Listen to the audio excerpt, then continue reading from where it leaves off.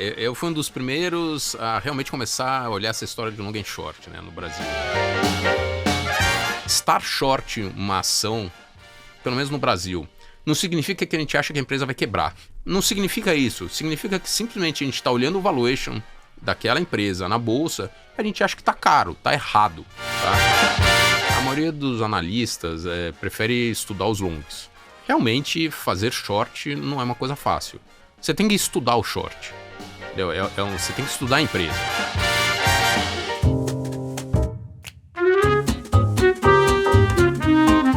Bom dia, boa tarde ou boa noite, meu nome é Samuel Ponsoni, eu sou o gestor dos fundos da família Selection aqui na XP e esse é mais um episódio do Outliers. E como de praxe, tem aqui ao meu lado a grande Carola Oliveira, coordenadora de análise de fundos na plataforma da XP. E aí, gente, tudo bom? Bom, Carol. Boa.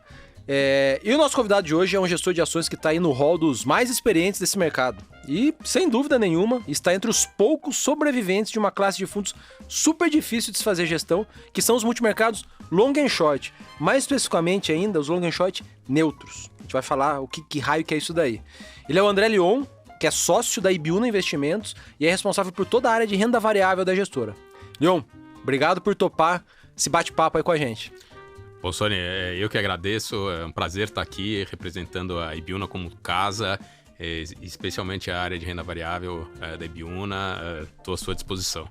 Bom, antes da gente entrar aqui no bate-papo, vou dar um breve resumo para vocês sobre a Ibiúna, porque a Ibiúna já esteve aqui com a gente, então não vou passar pelo histórico da Ibiúna e tudo mais, mas os dois sócios fundadores da Ibiúna, o Mário Toros e o Rodrigo Azevedo, vieram aqui com a gente no episódio número 3 do Outliers, foi um dos primeiros, e lá tem um pedaço bom da história da gestora contada pela boca dos dois, com mais detalhes. Hoje a Ibiúna tem mais ou menos 27 bilhões de reais sob gestão, distribuídos entre fundos multimercados, fundos de ações e fundos de crédito. Uma das maiores independentes do Brasil, sem dúvida nenhuma. Eles completam agora em outubro, eu acho, 12 anos já, né? Foi fundada lá em 2010. E o Leon, ele é formado em engenharia de produção pela Poli-USP, fez MBA em Wharton e no mundo dos investimentos começou a carreira na Asset do Itaú, onde ele ficou por mais de 10 anos, tendo passado por várias áreas, passou pela gestão de fundos de renda fixa, no comecinho da carreira, depois ele migrou para a renda variável e com destaque ali para a experiência em fundos de long and short, na estratégia long and short já lá atrás. Em 2007, ele foi para a BRZ Investimentos, onde ele foi o responsável por estruturar a área de gestão de fundos de ações e pela gestão dos fundos. Eu conheço o Leon desde 2009, ele talvez não se lembre. Quando ele fazia a gestão lá nos fundos da BRZ, eu era alocador de um dos fundos dele chamado BRZ Long and Short Advanced, que era um fundo long and short que andava muito bem, inclusive. Em 2011 ele saiu, 2010 para 2011 ele saiu da BRZ e se juntou à Ibiúna e desde então está lá liderando toda a área de ações da gestora. Bom, Leon, dado que a gente vai falar bastante sobre isso, eu queria começar aqui de um jeito um pouco diferente da nossa ordem tradicional e eu queria te pedir para explicar de maneira aí simples e didática o que é o tal do fundo long and short, o direcional e o neutro. Começa por essa pergunta e depois a gente vai fazer mais uma outra aí. Lógico. Eu vou dar um passinho atrás para explicar que é o seguinte. Por que eu fui um dos primeiros a realmente começar a olhar essa história de long and short, né, no Brasil? E a razão é assim, poxa, eu comecei na década de 90 em ações, no mercado financeiro. E era um negócio assim violento, né? Uma volatilidade assim, realmente caía e subia, você não sabia nem por quê. E aí eu comecei a estudar e entender que esse negócio de long and short, você consegue capturar o alfa, né, a rentabilidade que você percebe, o valor que você percebe num ativo, sem correr ou minimizando ao máximo esse tal de risco de mercado. Então foi exatamente daí que eu comecei realmente a me interessar e me aprofundar. Estava no Itaú, justamente como você falou, um dos primeiros fundos long and short fui eu que abri. Lá no Itaú, e que era exatamente com base nisso. E aí, realmente é você procurar montar essas posições. Eu ainda operava dentro do fundo macro lá, chamava na época, era o K2, e era justamente contra o CDI, então eu não podia ter essas oscilações. E realmente era montar essas estruturações, né, essas posições casadinhas para procurar isso daí, tá? Então, a tua pergunta... o que é um fundo long and short, e aí depois tem o neutro e o direcional. Um fundo long and short é um fundo que um long and short de ações, né? Que ele opera com posições compradas e vendidas em ações. Você pode ter no mundo inteiro, numa região, setorial, não sei o quê, mas ele tem posições compradas e vendidas que o conceito é: eu só quero ganhar o dinheiro, a valorização ou a diferença de valorização daqueles ativos que eu tenho na carteira. Se o mercado subir 10%, se o mercado cair 10%, esse meu fundo não vai perceber isso. Não necessariamente. Não necessariamente, tá? Assim, o ideal é que não perceba. Logicamente, sempre tem algum ruído, alguma posição intermediária, transitória, não sei o quê, mas no médio prazo a ideia é essa, tá? Tanto é que a maioria dos fundos aqui no Brasil, long and short, tem como benchmark o CDI. Perfeito. Que é justamente, olha, se a bolsa subir 30 ou se a bolsa cair 30... esse fundo não vai fazer isso. Em tá? tese. Em tese. Ele é mais descorrelacionado. Exatamente, da bolsa. Tá? Aí a segunda parte da pergunta, que é o neutro e o direcional. O neutro é o cara que é realmente casado. O nosso é neutro. Tá? Então, assim, a gente vai lá, a gente quer comprar, 50 milhões de reais de Itaú. A gente vai estar procurando alguma coisa para vender. Pode ser 50 milhões de reais de um outro banco, pode ser uma seguradora, alguma coisa que vai lá e faz esse casamento. O casado são as exposições estarem do mesmo tamanho. Exatamente. Normalmente a gente faz do mesmo tamanho, mas a gente sempre tem como meta tirar o risco de mercado. Tá? Quando a gente está analisando uma posição, quando a gente está analisando uma estrutura, a ideia é sempre: eu quero tirar o risco de mercado. Depois, se vocês quiserem, eu dou uns exemplos do quando não é casado, tá? Quando não é financeiro casado. Tá? E aí o outro long and short é o cara que realmente ele tem um direcional. Em vez dele ser como um fundo de ações que é 100% comprado, ele pode ter 30% comprado. Então ele tem uma carteira de, 100% do fundo comprado em ações, só que ele vende 70% em outras ações. E ele fica com esse net, com essa sobra que é comprada. E aí, se a bolsa cair 30%, ele não vai cair 30%, mas ele vai cair lá seus 5% com 10%. Exatamente isso. Então, essa é a diferença e também isso impacta a rentabilidade e a performance no médio prazo. E, André, quando você fala sempre de fazer esse casamento, e a parte vendida, né, a ponta short do fundo, ela é necessariamente feita sempre em ações individuais ou você pode usar, por exemplo, índices nessa parcela vendida? Ótima pergunta.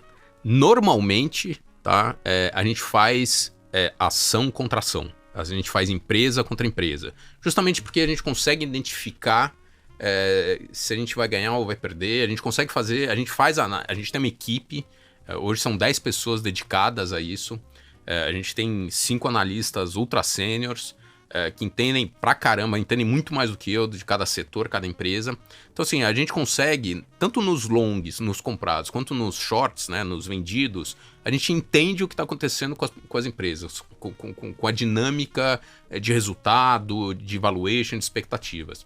Então, quando a gente faz realmente ação contra ação, a gente está monitorando toda essa parte. Quando você faz o tradicional, e assim, a gente tem várias histórias, a maioria delas tristes, né? Era a carteira do fundo de ações, né? O do long only, e vendido em índice.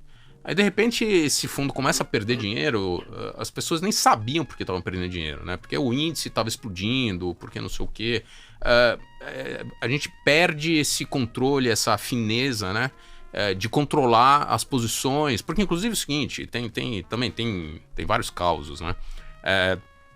Tem dia que a gente chega no escritório, a gente já sabe que a gente vai tomar uma paulada, porque saiu um resultado de uma empresa que a gente está short, assim, não só a gente sabe que a gente vai perder, mas a gente sabe quanto, entendeu? A gente tem uma ideia. Então é muito mais fácil você fazer o stop, entendeu? Se esse papel subir até 10, tá bom, eu tô estopando porque eu tenho mais 20 para subir. Não, se já subiu os 30, já foi, entendeu? É diferente, entendeu? Então é por isso que a gente prefere, a maioria das vezes, fazer ação contra ação. Quando a gente fala dessas posições vendidas, né, as posições short, serem utilizadas para neutralizar o risco de mercado, eu posso assumir também que algumas delas podem servir de fato como um call de vocês de desvalorização dessa companhia? Na verdade, sim. Tá? Então, tem várias posições que inclusive a gente tem nos outros fundos, né? A gente tem no long bias, a gente tem no long only, que são posições que de fato a gente gosta. Pô, esse ativo aqui, o Petrobras é um exemplo. Gosta da posição... A gente gosta da comprada. Tá. Quero comprar essa ação está muito barata. Tá? Assim, tem um valor enorme. Então tá bom, então vamos comprar. Mas, assim, no nosso processo de investimento, assim, a gente tem um processo de investimento de 4 passos. Tá? Todo mundo sabe lá como funciona. O terceiro passo, que é justamente como é que a gente coloca na carteira dos fundos, então a gente vai fazer essa análise. Então, algumas vezes a gente tá short alguma coisa, não é porque a gente desgosta daquela ação ou daquela empresa, mas é simplesmente a gente está vendo um potencial de upside diferente entre aquelas duas empresas. Mas tem outros exemplos, tem outras ocasiões que a gente está short o negócio. A gente acha que o valuation daquele negócio, daquela empresa, na bolsa, está completamente errado. Isso também é uma coisa interessante. Estar short uma ação, pelo menos no Brasil, não significa que a gente acha que a empresa vai quebrar. Que todo mundo acha, né? As pessoas, inclusive as empresas, né, levam na física. O cara fica bravo, não liga mais, entendeu? O cara não atende. De relacionamento com investidores. O CFO, não sei o quê. Não significa isso. Significa que simplesmente a gente está olhando o valuation daquela empresa na bolsa, a gente acha que está caro, está errado. Tá? Então aí é o contrário, a gente shorteia alguma coisa e aí a gente vai comprar algo para fazer o hedge. E aí pergunta, mas você vai ter isso no long only? Lógico que não. Entendeu? Então, assim, a gente tem coisas que tem só no long e short que não tem nos outros fundos. E acabou. E algumas vezes no LB a gente está short seco. Esse negócio aqui... Não, por exemplo, quando você tem só a posição vendida e não tem nada para compensar do outro lado. Eu posso dar exemplos históricos, né? Assim, a gente fez uma posição grande short de PDG. Lá atrás. Não existe mais. Na verdade, ela continua listada, mas virou um negócio morto bicho. Lá. Entendeu? Mas assim, a gente começou a ver aquele processo de descontrole... De estouro de custo, lançamento, não sei o que, a gente falou, bom, esse negócio tem que shortear, não tem o que fazer. E a gente passou uns 2 anos short isso daí, tá? Então, essa é uma daquelas que dá pra falar que ninguém vai ficar chateado com a gente, entendeu? Até porque mudou tudo lá, né? Não, mudou tudo. E nunca foi empresa de dono, né? Era uma... Pois era um corporation. Né? Então, não tinha uma pessoa física pra ficar brava contigo. Exato. Mas, assim, continuando aqui, e nosso começo aqui diferente um pouco, pô, tem o número de fundos long and short ao longo dos últimos... Desde 2009, 2010, que eu investia lá contigo, decresceu bastante a quantidade de fundos long and short no Brasil. Principalmente os neutros, né? Na sua opinião e na sua leitura de mercado, por que os fundos de estratégia long and short são tão difíceis de se fazer gestão e por que os neutros especificamente são ainda mais difíceis, né? Assim, minha opinião é que a gente viu nos últimos aí 10, 12 anos um cenário diferente que acabou levando a isso, tá? Tem assim, uma parte que é objetivo, que é o seguinte: realmente fazer short não é uma coisa fácil. Você tem que estudar o short, entendeu? Você tem que estudar a empresa. Você tem que entender o que está acontecendo. A maioria dos analistas prefere estudar os longs. Né? É muito mais gostoso, exato. Mais fácil conseguir informação, né? Exato. Então, estudar os shorts é relativamente mais desafiador, tá? Mas outra coisa, na hora que a gente olha, assim, realmente uma tendência secular, os últimos 15 anos, vamos arredondar, foi um período de taxas de juros cadentes, tá? Tanto inflação quanto taxa de juros no mundo. Uhum. Isso, consequentemente, é bolsa para cima, tá? Então, você fazer short... Ganhar com queda de ações... É mais desafiador. Bem desafiador. Então, naturalmente, você tem um pouco dessa tendência de... o gestor, a casa, acaba perdendo dinheiro no negócio, aí, bom, então é porque é difícil, o produto é ruim. Eu, pessoalmente, não acho o produto ruim de maneira alguma, tá?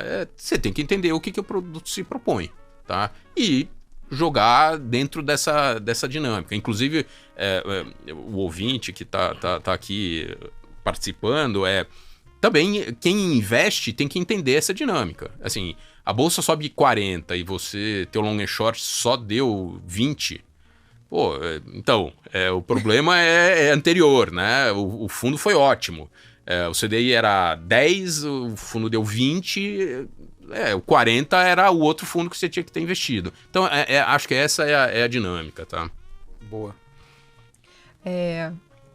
Pegando aqui um pouquinho das suas experiências profissionais, Leon, qual foi o pior investimento que você já fez na sua vida profissional e quais as lições que você tirou desse investimento? Vários. Pode citar mais de um, à vontade. Não. Olha, um dos que eu me recordo vivamente, eu estava no Itaú ainda, no Asset, e eu estava short Sabesp, tá?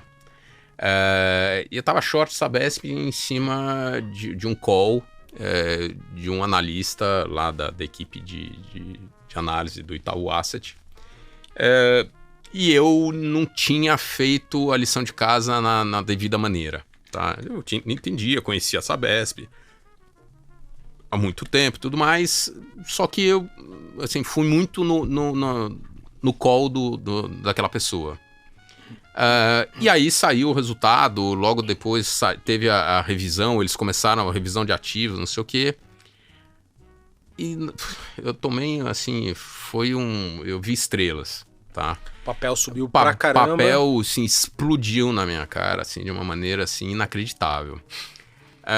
E aí eu fui conversar com o cara, e aí na hora que eu comecei realmente a questionar, eu vi que o cara, assim, também não sabia direito o que estava acontecendo. Caramba. Lição aprendida, que é justamente uma das coisas que, inclusive, na Ibiúna é muito presente, muito objetivo, né? As pessoas têm que conhecer as teses de investimentos e estarem profundamente assim, informadas do que está acontecendo. Então, assim, é uma coisa que Mário, Rodrigo, eu, Edu, Vivian, todo mundo assim investe em pessoas, tá? É saber, ter a confiança que as pessoas que estão lá realmente entendem os riscos, a tese de investimento, a situação da empresa. Isso foi básico. Assim, realmente ali foi lição aprendida, ficou tatuado na pele ali o prejuízo. Então, realmente aprendi. Passando aqui para o bloco de detalhes da gestora, né, a filosofia da Ibiúna, queria saber, André, você pode explicar para a gente como é que está dividida a célula de ações da Ibiúna? Quantas pessoas vocês têm? Qual é o AUM de vocês? Claro. Bom, eu já comentei, hoje nós somos em 10 pessoas diretamente focadas na gestão de ações, tá? A gestão de ações fundamentalista. Sou eu, tem mais 5 pessoas que são justamente... tem Bernard Hochmann, André Silveira, Vitor Schabel, Gustavo Alevato e João Borges, tá? São as pessoas... São justamente esses todos pré-2010, são os dinossauros aí que conhecem, cada um conhece seu setor muito melhor do que eu, e que realmente estão em cima das empresas e percebendo essa dinâmica, tá? E aí a estrutura que a gente tem, na verdade, a gente monitora o mercado inteiro do ponto de ações, né? Do ponto de vista de procurar alternativas. E quando a gente acha uma alternativa, que pode ser um long and short, a gente faz a nossa lição de casa, que é justamente a análise, a atualização, conversa com management, com empresa e tudo mais. E aí a gente realmente faz a alocação nos fundos, tá? Então, tua pergunta, hoje a gente tem 3 famílias de fundos, tá? A gente tem o long and short, que é o long and short neutro. Que é a principal estratégia. E que tem o benchmark CDI. Uhum. A gente tem uma família de long bias, que é o fundo que, digamos assim, a gente tem um viés long, mas ele faz os shorts também, tá? Então, a carteira majoritariamente comprada e vai ter um pedaço menor vendido. Exatamente, tá? Inclusive, o benchmark dele é o IMAB, que é o IPCA mais o juro real. E aí a gente tem o tradicional, que é o long only, tá? E aí a gente se diferencia também. Esse é um fundo que é realmente sempre comprado, tá? A gente pode ter no máximo 10% de caixa. Realmente ele está sempre investido. Inclusive, assim, muito fundo de pensão tem interesse por esse tipo de produto. Porque eu fui cotista. Exato. Enquanto fundo de pensão. Exato. Entendeu? Justamente por causa disso, porque é um vértice de ações que as pessoas sabem que a gente vai estar lá investido. A gente faz caixa, na verdade, porque está trocando de uma ação para outra. Então, mas tem essas restrições, tá? Então, essas são as 3 classes de ativos ou famílias de produtos, de ações. Hoje a gente está com um somatório um pouco mais de 2,5 bi diretamente neles. Legal. Tá? A gente faz, mas aí são espelhos, né? Ou, na verdade, são diretamente. Então, assim, a gente tem dinheiro dentro do macro, que simplesmente a gente reflete o que tem a carteira do long and short. Uhum. A gente tem dentro dos prevs, simplesmente a carteira do long only. Então, assim, tem, mas assim, diretamente nos fundos, é isso que a gente 2,5. tem. E se somar o total que vocês têm dentro dos fundos macro, dos fundos de previdência, daria quanto, mais ou menos? Passa bastante de uns 3,5. Tá. Boa. A gente falou bastante coisa aqui já, mas tentando botar num tópico aqui, né, que é o processo de investimento de vocês. Assim, tem vários subitens que a gente vai perguntar aqui, mas como que é o processo que você comanda ali na prática? Como que as ideias surgem, viram posições nos fundos e como que elas saem depois? Quem é o capitão ali dessas posições no dia a dia? É você, como na figura de gestor? Ou para esses 3 mandatos diferentes você tem também a figura dos cogestores? Explica pra gente o processo de investimentos e como que funciona lá o dia a dia dessas 3 estratégias. Vamos lá, a gente tem uma equipe única, tá? Todo mundo olha para as 3 famílias, tá? A gente tem um processo de investimento bem definido, tá? Que são 4 passos. Exatamente, são 4 passos. O primeiro passo, que a gente chama, é a geração de ideias. Geração de ideia pode ser qualquer coisa que chamou a atenção da gente. Pode ser uma ação que subiu demais, pode ser uma ação que caiu demais, pode ser uma notícia de empresa, então uma aquisição, um produto novo que lançaram, um resultado publicado, qualquer coisa que seja específica de uma empresa. Pode ser uma notícia setorial, mudança de alíquota de banco, preço do minério de ferro que pega todo mundo, tá? Ou pode ser alguma coisa de cenário macro. Aqui eu já abro um parênteses. A gente não opera cenário macro, tá? Então, a gente não vai fazer alguma coisa porque a área macro está achando que o juro vai cair ou o juro vai subir. Mas a gente faz análise de sensibilidade, tá? O que significa isso? O exemplo que eu sempre dou. Vale. Vale, minério de ferro, a empresa, geração de caixa, custo marginal em dólar por tonelada, tem tudo isso. Só que se o dólar tá 6, o dólar tá 5, o dólar tá 4 reais... São cenários completamente diferentes, distintos. Que o valuation, que o preço da ação é completamente diferente. Então é esse tipo de coisa que a gente faz, essa análise de sensibilidade, pra gente ver o que a gente tá fazendo, tá? Se faz sentido ou não, tá? A gente não vai operar câmbio em Vale, mas a gente vai fazer essa análise, essa sensibilidade, tá? Então, de novo, tem esse primeiro passo que é o que a gente chama de geração de ideia. E aí é qualquer um. Pode ser o nosso trader, pode ser o analista, um sell side que ligou pra gente. Tô vendo aqui uma ação desabar, Natura caiu 30% aí nos últimos dias. Qualquer coisa, você fala, vamos dar uma olhada aqui, tá? Aí a gente vai pro passo 2, tá? O passo 2 é exatamente a análise fundamentalista, tá? Então, realmente, atualiza modelo, liga na empresa, fala com o amigo da outra asset, liga para o sell side, liga para o concorrente, é tudo aquela tradicional, atualiza todo o modelo, alavancagem, faz tudo que tem que fazer. O que a gente está procurando primeiro, será que eu tenho todas as informações públicas disponíveis? E 2, qual que é o valor daquele negócio, o que é o final? Tá? E aí o que a gente vai olhar é o seguinte, eu cheguei aqui num valor justo. Eu vou olhar para o mercado, se tiver aqui é um short, se tiver aqui é um long. Se o valor justo que você achou lá na sua modelagem é 10 e a ação tá 15, você pode eventualmente shortear. Entrar vendido. Se o valor justo é 10, se tiver 5 reais, pode ser um long, tá? Então isso é o passo 2. Na hora que a gente faz esse passo 2, a gente faz pro passo 3, que eu já tinha falado, que é justamente... repara que nesses 2 passos a gente não falou de produto. A gente simplesmente está olhando o mercado, alfa, potencial e tudo mais. No passo 3 é que a gente vai, de fato, olhar para uma possibilidade de investimento. E aí a gente vai ver como é que a gente faz. Tá? Então, se no long only se encaixa na carteira. O que significa isso? É aquilo que eu falei. A gente quer ter posições relevantes, mas a gente não quer ter posições que sejam únicas. Tá? Então, assim, a gente nunca vai ter 40% do fundo numa ação só. Ou a gente nunca vai ter 35% num setor. Então é aquela coisa, eu tenho Itaú, Bradesco, Banco do Brasil, Santander. Não, na verdade, você não tem empresas. Você está comprado em banco. Se o banco for bem, tem um beleza. Macro risco ali que é o mesmo. Exatamente. Se o banco for mal, você tem um problema. Isso a gente não faz. Tá? Então, a gente vai fazer esse tipo de análise. Por exemplo, no long and short, aquilo que eu comentei. Tá bom, queremos comprar Itaú, mas como é que eu faço o hedge? Não, vamos vender Porto Seguro. Vamos vender BB Seguridade. Coisas que façam sentido, que sejam parecidas, tá? Uhum. Então, é esse tipo de análise que a gente vai montar. Long buys, a gente pode usar alguma estrutura. Puxa, eu compro 10% de Itaú, compro uma put de Itaú e me protejo aqui.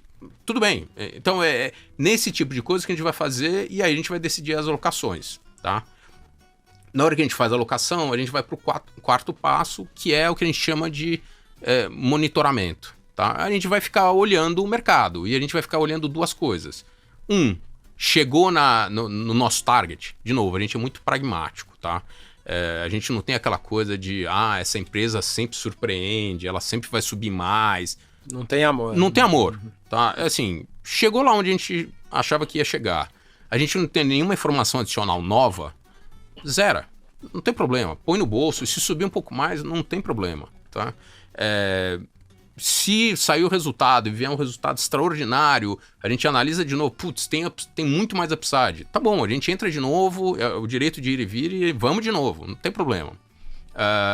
Então, esse é um passo, a gente fica checando se chegou no target, zero ou não. A outra coisa que a gente fica fazendo não chegou onde a gente achava que ia chegar. No momento que entra na carteira, já tem ali um objetivo sem dúvida. Para cima ou para baixo. A gente sabe, pode ser um objetivo de dividend yield, pode ser um spread de preço, então, de uma ação com outra, pode ser um target objetivo de preço, qualquer coisa. Mas a gente tem lá na cabeça o que a gente espera daquele papel. Que obviamente pode ser revisado, mas tem... A gente está sempre atualizando, mas tem ali, número. Tá? Se não chegou nesse target, o que a gente está fazendo a gente está sempre checando se a nossa tese de investimento continua verdade. A gente acha que ainda é válida. Se é válida, continua na carteira. Se não é válida, stopa esse negócio. Zera esse negócio. Então, acontece. Já aconteceu assim, não, saiu um resultado, não era nada do que a gente estava esperando. Putz, erramos. Zera isso daqui. Explodiu o alto-forno da SSN. Puta, peraí, vamos ver o que aconteceu aqui. Se mudar, Covid, o ano passado, infelizmente, 2020. Já são 2 já. Exato, em 2020. Anos, a gente estava comprando em Sul-América, era uma tese de investimento que a gente gostava pra caramba, eles estavam se concentrando em saúde e veio a Covid. A gente começou a fazer análise no começo, né? Vamos lembrar, né? A gente começou a fazer justamente análise de sensibilidade do que poderia ser o impacto de resultado. Na época, acho que o lucro esperado era algo como 800 milhões de reais. Começou a aparecer potenciais de bilhão de prejuízo. Caramba. Falei, cara, zero esse negócio, entendeu? Justamente a margem de segurança ficou, eu não sei o que vai acontecer, eu não quero ter. Zero esse negócio, tá? Então, é esse tipo de coisa que a gente faz nesse quarto passo. E aí, o que é interessante é que tanto checar se bateu no target ou se a tese de investimento é válido, na verdade o que a gente está olhando? Preço do ativo, informações da empresa, informações de mercado, cenário macro. Então, na verdade, é um negócio que é contínuo. Uhum. A gente está sempre fazendo isso, diariamente, várias vezes ao dia. Tá todo mundo, inclusive assim, todo mundo da equipe sabe o que tem que fazer. Né? Cada um sabe o teu setor, sua cobertura, o tipo de ideia. Então, é um negócio assim, bem assim, escalável. Uma pergunta mais básica aqui. Você é o gestor, é o capitão de todos os fundos? Ou você conta ali com cogestores? Não, na verdade é o seguinte, essas 5 pessoas que eu já mais falei... Sêniores, mais sêniores. De novo, eles têm muita experiência e estão em cima de todas as empresas. Mas então, eles são especialistas em setores determinados. Mas todo mundo é inteligente pra caramba, todo mundo conhece, todo mundo tem experiência. Então, assim, quando a gente começa a discutir ou tese de investimento, ou cenário, o que vai acontecer, eleição, não sei o quê, é uma discussão muito presente, tá? Então tá todo mundo lá participando, inclusive fisicamente, a gente senta todo mundo ali junto, a gente a mesma bancada. Tem as bancadas ali, tá todo mundo junto. Então, assim, não só a gente tá discutindo e ouvindo, mas o estagiário, o júnior, tá lá, tá todo mundo participando. Então, assim, eu brinco, né? Assim, a gente finge que a gente tá numa democracia. Todo mundo fala, não sei o quê, assim, eu sou o responsável pela gestão. Mas todo mundo participa, tá? E inclusive, assim, a maneira e até as pessoas que a gente trouxe para ser nossos sócios, assim, se alguém acha que tem que ter uma posição e que eu não entendo, que eu não concordo, eu falo, cara, olha, me explica. Assim, convence. Até por curiosidade, assim, realmente, assim, intelectual. Pô, por que você acha esse negócio tão bom? Esse long, esse short? E vamos discutir, entendeu? Assim, chega uma hora que fala, precisa te convencer. Assim, não faz sentido ter uma posição que eu acho que tá errada, entendeu? Assim, não. Perfeito. Tá? Mas, é que existem modelos em que os analistas têm um pedaço do risco dos fundos. Não, eles têm, eles todo podem mundo tem, colocar posições deles, entre aspas, sem necessariamente passar pelo gestor. Então, o que a gente não faz... existe isso lá. Não, porque... Bom, primeiro que, assim, eu tô todo dia lá, entendeu? Assim, não tem como. Mas o que acontece... e, assim, não é que eles têm que pedir pra mim. Eles mandam ordem, aumenta, diminui, não sei o quê, e eu tô olhando e tô vendo, tá? Uma coisa que a gente já discutiu, não, vamos esperar, não sei o quê. Mas são posições que vocês já aprovaram juntos. São posições que a gente sabe que estão lá, estão funcionando, tá? Então, assim, não é que eu sou... Assim, se não falar comigo, não pode fazer nada. Não, muito pelo contrário. E, de novo, assim, eu gosto de tirar férias, né? Então, tem que ser um negócio... Porque é uma das coisas, inclusive, de novo, da Ibiúna, né? A Ibiúna, de fato, é uma empresa de gestão, tá? Que é diferente de vários... Especialmente mais antigamente, né? Assim, era uma pessoa ou 2 ou 3 amigos que criavam um fundo e aí a gestora, na verdade, era um negócio encaixado em cima. Não, lá a gente tem um processo de investimento, as pessoas têm a autonomia, a gente tem todo o controle de risco, de mandato, é tudo hiper controlado, monitorado. Então, assim, é o contrário, né? A gente espera que as pessoas sejam proativas, façam as coisas, mostrem, para realmente otimizar e alinhar. E isso também é muito importante, né? O incentivo, né, o benefício de todas as pessoas é completamente alinhado. Então, os analistas, eles ganham dinheiro quando as posições vão bem. Lógico. Então, se a posição vai bem, o fundo vai bem, a gestão vai bem, então tá todo mundo alinhado na mesma direção. Então, isso funciona também extremamente bem. E até retomando aqui um tópico que você falou bastante do direito de ir e vir nas posições... em termos de liquidez das ações que vocês operam, André, como vocês abordam a questão das empresas de baixa capitalização? Porque, por exemplo, tem shorts que eu entendo que seriam mais óbvios em empresas menores, mas existe a questão delas não serem tão líquidas assim. Vocês têm alguma restrição gerencial? Como é que vocês gerenciam esse risco de liquidez na carteira dos fundos? Sim, temos. A gente tem um universo de cobertura, tá? A gente não pode ter na carteira, e isso é uma coisa que é comercialmente vendida para todos os clientes, a gente não pode ter nenhum ativo que negocie menos do que 5 milhões de reais por dia na B3 ou equivalente em Nova York, tá? Em ADR e tudo mais, tá? Então, assim, realmente a gente... 5 milhões de reais por dia é o mínimo, tá? Não aparece no nosso stock guide, Vocês nem olham, nem olhamos. Não gasta tempo. Não gasta tempo. Na verdade, a gente se sente mais confortável acima disso. 15, 20, 25 milhões de reais dia, tá? São empresas então, assim, extremamente líquidas. Exatamente. Mas que hoje em dia já tem... O 20 nem é tão extremamente, exato. Né? Tem mais. Não, e já tem dezenas de empresas nessas faixas de liquidez, tá?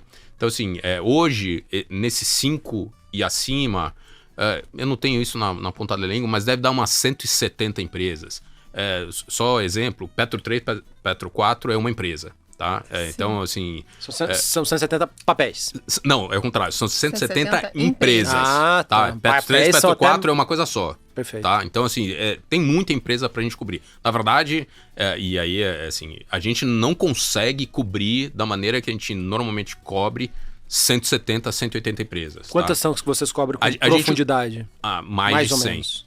Mais de 100. Tá? Justamente é aquela ideia entre 20 e 25 empresas por analista, é uma coisa que você consegue ter uma cobertura honesta, tá? Logicamente, tem as suas 10, 15 lá que você tá, assim, no detalhe, aí tem mais umas 10 que você tá com uma boa ideia, e aí tem as outras lá que você sabe o que tá acontecendo, e se precisar você vai dar uma olhada. Porque é justamente isso, tá? É outra coisa que pra gente é um diferencial muito grande, acho que em relação ao resto dos nossos pares aí.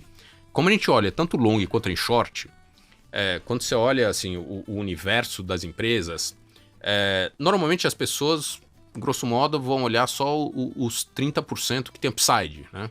Que são as empresas que é para comprar e tudo mais. Você olha tudo. A gente não, a gente olha tudo, porque o bottom 30% que tem downside, pra gente é ótimo, é um belíssimo ativo. Então, na verdade, a gente fica olhando esse miolo aqui para ver se eles vão para algum lado, para ver se é uma oportunidade, ou pra gente comprar ou pra gente vender. Então a gente tá olhando sempre tudo, tá? Mas você até comentou um pouco já, em termos setoriais, duas perguntas aqui. Tem algum limite máximo de concentração por setor? Sim ou não? E aí você fala dos diferentes fundos, né? O Ibiúna Equities, que é o long only, o long bias, o long short. E aí depois, a outra pergunta é se historicamente vocês acabaram tendo uma concentração maior em um ou outro setor. Então, sim, tem limite setorial. O que tem definido, o único que tem é o Ibiúna Equities. Ele tem uma restrição, ele não pode ter mais do que 15% em cada empresa, tá, e 25% em cada setor. Tá? Os outros não têm essa definição objetiva, mas o raciocínio é o mesmo. Tá? Eu não vou querer, eu não quero ter nunca 40% no long bias de um setor ou de uma empresa. Não faz sentido, tá? É o conceito de diversificação de carteira, tá? Então, realmente a gente tem um conjunto de empresas, um grupo de empresas que a gente acha que tem retorno positivo na posição que a gente tem. Em relação a setores, a gente é realmente agnóstico, tá? A gente não tem setor que a gente prefere ou setor que a gente não atua. A gente atua em qualquer setor, em qualquer capitalização. Assim, realmente é enxergar se existe realmente uma possibilidade, uma expectativa de lucro para o nosso cotista. Tá? Então, pode ser commodities, pode ser estatal, pode ser empresa de altíssima qualidade. Assim, tem também aquele viés, né? Não, a gente tem gestores que só compram empresas de qualidade. Lógico, se tiver uma empresa de altíssima qualidade, num preço atrativo, lógico, a gente vai investir com prazer. Normalmente não tem. Então, a gente está fazendo... inclusive, esses conceitos fazem parte da nossa análise, né? Daquele passo 2 que eu mencionei. Quando a gente está fazendo análise fundamentalista, a gente leva em consideração essas coisas, né? Assim, pô, uma commodity é uma empresa muito mais volátil. O retorno tem que ser muito maior. Uma empresa que é super estável, de qualidade, não sei o quê, uma Ambev da vida. Tudo bem, expectativas você menores. tem que ter expectativas menores, mas a gente vai ajustar isso no tamanho da posição e tudo mais. Então, por exemplo, a Ambev é uma que, se a gente for olhar a ação nos últimos anos, não foi um bom investimento. Meio de lado, né? Bastante de lado, tá? Então, é exatamente isso. A empresa é sensacional. As pessoas lá são muito eficientes, capazes, trabalham, né? Só que a ação não foi um bom investimento. Então, é esse tipo de análise que a gente faz. Passando aqui fundo a fundo, na média, quantas posições vocês carregam na parcela comprada das carteiras do fundo? Tanto o long only, long bias, long and short. Ou se eles de fato comungam também de um grande pool de empresas compradas que é a mesma coisa. Vou começar pela segunda. Sim, eles comungam, tá? De novo, é uma equipe só, é uma cabeça só. Então, assim, quando a gente tem investimentos ou teses que encaixam, né, que cabem em todos vão ter, tá? Mas não obrigatoriamente, tá? Então a gente pode ter um ativo que está só no long bias, porque a gente não consegue ter no long and short um hedge, ou putz, no long only a carteira não encaixa, fica de um risco que a gente não quer ter, e assim vai, tá? Número de posições, tá? Isso oscila muito, tá? Pegando o long only, né, que talvez seja o mais fácil de entender, oscila entre papéis? No mínimo 15, pode chegar a 25, 28, tá? Assim, o tamanho de posição para as pessoas entenderem, normalmente a gente tem... Posição de alta convicção vai ter quanto, geralmente? A gente vai ter 10, 12% de uma posição de convicção, tá? Uhum. É muito razoável a gente ter posições de 5, 7, 9%. E posições pequenas são o que é tamanho mínimo? Então, a gente evita posições de menos de 5%, tá? Porque é justamente isso. Se a gente acertar... Imagina, você tem uma posição de 1%. Se acerta, o papel sobe 100%. Pô, sensacional. Vai dar 1% na carteira. Não que seja ruim, não me entenda mal. Mas, entendeu? Não faz muito sentido, tá? Então, mas o que acontece quando você olha a carteira é assim, tem algumas posições que a gente está montando e está indo para esses 5, 7. Aí tem outras que a gente, puxa, já chegou no nosso target e a gente está desmontando. Então, você vê algumas posições no meio do caminho, mas a ideia é sempre ter essa faixa, tá? Uhum. De tamanho. No LS, aí sinceramente eu vou ser bem honesto. No long and short, as posições são bem menores. Mais ou menos, tá? Mas é que elas são muito... a quantidade é muito maior, tá? Então, assim, pra gente ter 180 de gross, a gente tá falando aí de posições de cada lado de 4, 5, 6% de realmente de posição de cada lado. Então pode ser que você tenha ali entre 20 e 25 a 35 papéis na parte comprada, talvez exatamente. Até mais na parte vendida. Exato, tá? Então... mas a gente não tem objetivo, tá? A gente não tem meta, tá?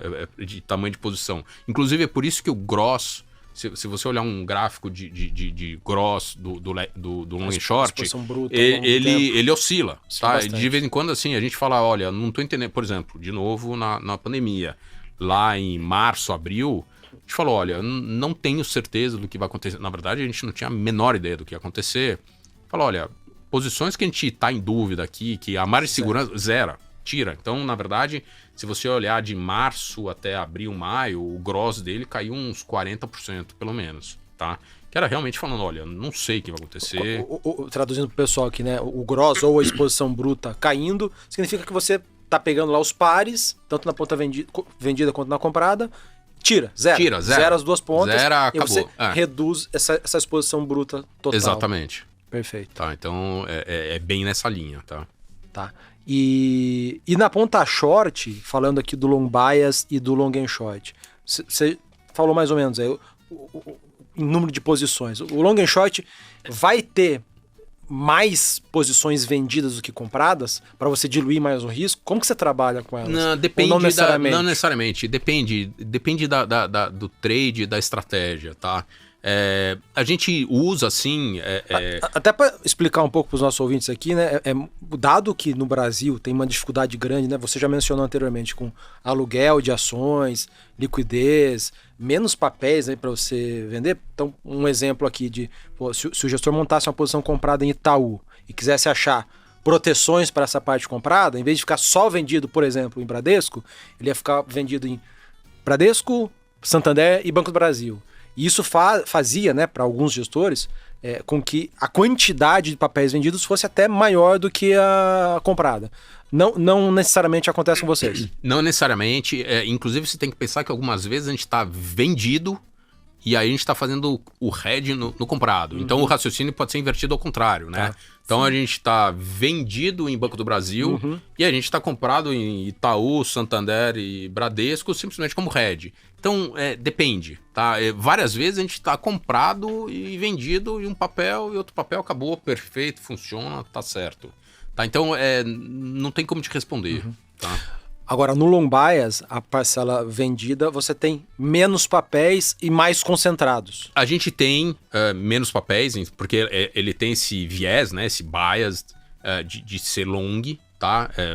Só para você ter uma ideia, hoje a gente está por volta de 50% comprado, né? A posição net. Comprada oscila quanto ao longo do tempo? Ele já chegou a 30 já chegou a... Ele normalmente está ali mais para entre 50 e 70. Então, se você está muito pessimista, você diminui a exposição comprada total, vai lá para 30, poucas vezes, né? Na verdade, é o seguinte, a maneira como a gente pensa, e é uma das coisas assim, dentro da Ibiúna, ali nosso grupo, a gente realmente faz um bottom-up.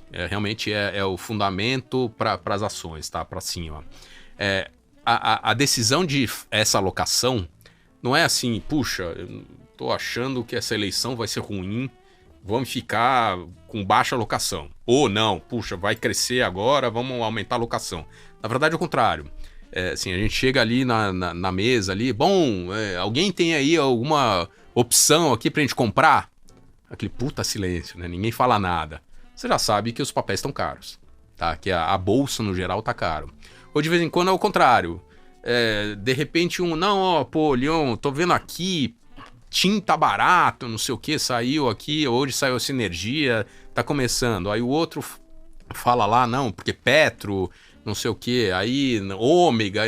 Você começa a ver assim, você fala, opa, um monte de oportunidade. E aí, naturalmente, essa posição comprada, ela sobe. Uhum. Então, é uma gestão, entre aspas, da posição net muito mais orgânica em cima de oportunidades que a gente está enxergando do que, de fato, essa visão, assim, parece até, assim, professoral, né? Não, vamos reduzir o risco. Não, Quanto mais ideias na mesa... Mais ideias na mesa, mais a posição sobe ou cai, né? Entendi. Boa. Passando aqui para o terceiro bloco, né, de detalhes dos fundos e cenário, você acabou de falar de eleição e eu vou começar esse bloco falando exatamente disso. Lendo sua última carta, Leon, de você e do time da célula de equities como um todo, vocês começaram a falar de eleições e até a gente aqui no off, a gente estava falando exatamente isso, que vocês são dos primeiros gestores que a gente começa a ver introduzindo a discussão do tema eleição em uma das suas comunicações. Então, se você puder, por mais que vocês não sejam uma gestora top-down, né, do macro para o micro, né, e sim uma célula do micro para o macro, queria entender de que maneira vocês acham que a eleição pode impactar o portfólio dos fundos de ações. Lógico, assim, a gente até, eu vou de novo dar um passo atrás, tá? Assim, já na virada do ano, a gente estava olhando 3 coisas, tá? Uma que a gente sempre olha, lógico, a atividade, né, da economia doméstica. Aí esse ano, eleição, tá? É um ano... A cada 4 anos, todo mundo passa por esse processo, né? No Brasil, a gente sofre, que é toda a eleição presidencial. E outra coisa que a gente estava olhando no mundo, que é uma discussão boa também, que é justamente essa mudança de regime de taxas de juros e inflação, tá? Que isso acaba impactando a gente também em custo de capital. Então, assim, a tua pergunta, eleição. A gente começou, sim, na verdade, todo mundo está olhando, né? Mas a gente começou a comentar muito mais para deixar os nossos investidores cientes da situação. Hoje, a nossa visão é que assim, ainda é muito, muito, muito incerto o cenário, tá? A gente consegue falar que tem um cenário fácil. O cenário fácil, o que é? A gente diz que o Bolsonaro e o Lula vão para o segundo turno, e aí a gente não sabe o que acontece, quem ganha. Mas na verdade é muito mais do que isso, né? A gente precisa entender quais de fato serão as propostas. Como eles vão para o segundo turno. Como eles vão tocar quem seja eleito, Bolsonaro, Lula, ou uma terceira via, que até pouco tempo atrás tinha o nome do Moro, mas ainda continua um negócio muito incerto. Então, assim, de novo, é de ultra menor probabilidade, mas, né, assim, a gente não pode esquecer, né? A gente, infelizmente, né, já viu um avião cair, já viu um candidato ser esfaqueado, a gente já viu um candidato, foi o Aécio, subiu acho que 15 pontos percentuais em 3 semanas. Então, assim, falar que tá definido é um negócio, assim, extremamente, assim, audacioso, né? Assim, corajoso falar que tá definido. Então, é um negócio, assim, é uma discussão muito mais de a gente vê a questão, a gente sabe que está muito aberto, tem esse... É muito mais entender que existe essa incerteza no cenário e como isso vai impactar a atividade, tá? A atividade e os setores. Na nossa visão, e aí até pegando um pouco da parte macro, a gente precisa entender como é que vai ser... como que os candidatos vão enfrentar a situação de fiscal do Brasil, tá? Por quê? Porque isso impacta a inflação, impacta a capacidade de crescimento doméstico, impacta a taxa de juros, que bate na gente via custo de capital. Então, todas essas coisas, assim, a gente não vai operar juros, a gente não vai operar, mas a gente tem que entender que isso faz parte do cenário e que bate nas empresas, tá? Toda a expectativa de investimento, plano de investimento das empresas, ou repasse de preços, todas essas coisas saem dessa discussão. Então, a gente está olhando sim isso. Hoje a gente não tem posição nenhuma, comprado, vendido, a favor, contra, não temos.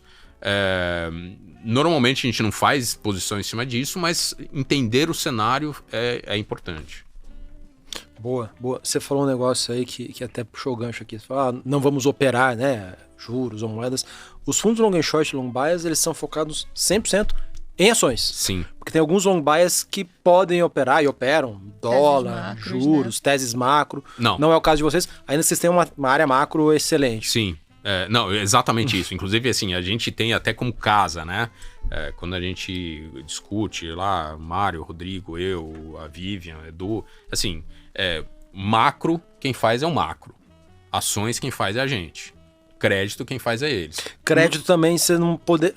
Que, no final das contas, é empresas. Nem bonds, líquidos, vocês já chegaram a discutir ou não? Não. Esquece.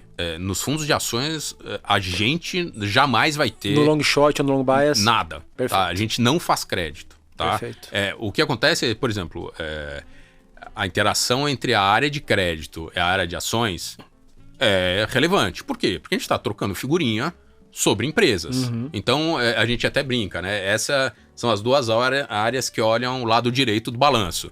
A gente olha o equity, eles olham a dívida.